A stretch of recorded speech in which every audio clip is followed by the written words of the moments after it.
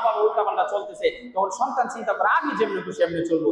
আর এই জন্যই তো যাদের ফরজ দায়িত্ব রাখার কথা, এগুলা ফরজ খুললে রাস্তার মধ্যে চলে, নির্লজ্জের মতো রাস্তার মধ্যে চলে।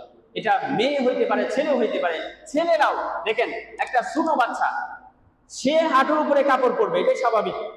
তার উপরে কোনো ফরজ এখনো আল্লাহ পাক রব্বুল আলামিন নির্ধারণ করে নাই, কিন্তু আমার উপরে তো করছে, আমার উপরে করে নাই, করছে।